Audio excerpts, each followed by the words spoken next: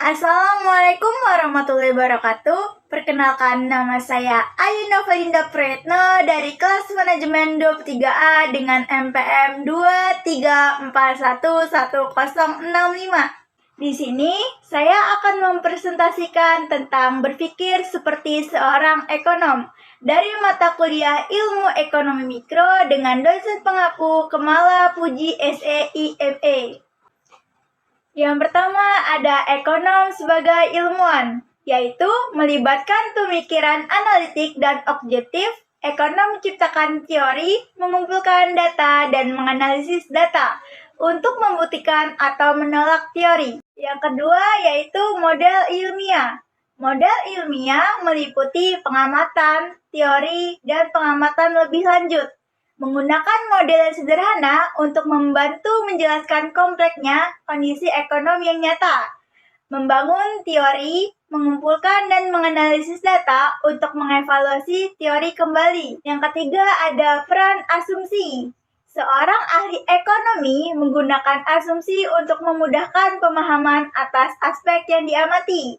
Seni dalam berpikir secara ilmiah dalam ilmu ekonomi adalah keputusan untuk menggunakan yang mana asumsi itu yang akan digunakan. Ekonom menggunakan asumsi yang berbeda untuk menjawab pertanyaan yang berbeda pula. Yang keempat ada model ekonomi. Ekonom menggunakan alat peraga yang disebut dengan model untuk mempelajari dunia ini.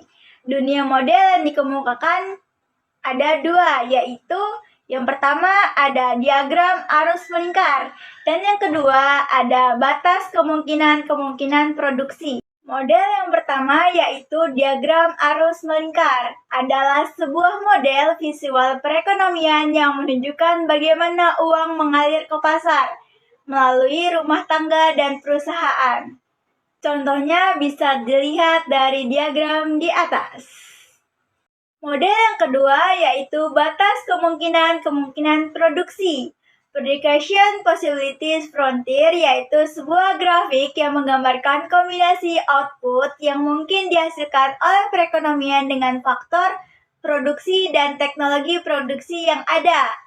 Konsep ilustrasi yang digambarkan oleh Predication Possibilities Frontier adalah ada 4, yaitu yang pertama ada trade-off, yang kedua efisiensi, yang ketiga biaya, peluang, yang keempat atau yang terakhir ada pertumbuhan ekonomi. Ekonom sebagai ekonomi mikro dan ekonomi makro. Yang pertama ada ekonomi mikro, berfokus pada bagian-bagian individu dari perekonomian.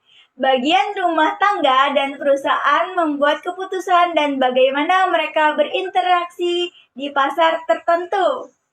Yang kedua ada ekonomi mikro, yaitu melihat perekonomian secara keseluruhan, di mana pembahasan ekonomi secara luas termasuk inflasi, pengangguran, dan pertumbuhan ekonomi. Ekonom sebagai penasehat kebijakan.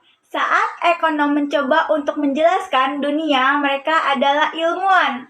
Saat ekonom mencoba untuk memperbaiki kondisi perekonomian, mereka adalah penasehat kebijakan. Ekonom sebagai analisis positif versus analisis normatif. Yang pertama ada pernyataan positif, yaitu pernyataan yang menggambarkan dunia secara apa adanya, bersifat mendeskripsikan. Yang kedua ada pernyataan normatif, yaitu suatu pernyataan yang mencoba menawarkan pandangan bagaimana dunia seharusnya, bersifat menyarankan. Mengapa para ekonom tidak pernah sepaham? Ekonom mungkin tidak sependapat dengan keaksesan teori-teori positif alternatif mengenai bagaimana dunia bekerja. Ekonom mungkin memiliki nilai-nilai yang berbeda sehingga memiliki pandangan normatif yang berbeda pula terhadap kebijakan apa yang harus dilakukan. Itu saja yang dapat saya sampaikan. Semoga bermanfaat. Sekian, terima kasih. Wassalamualaikum warahmatullahi wabarakatuh.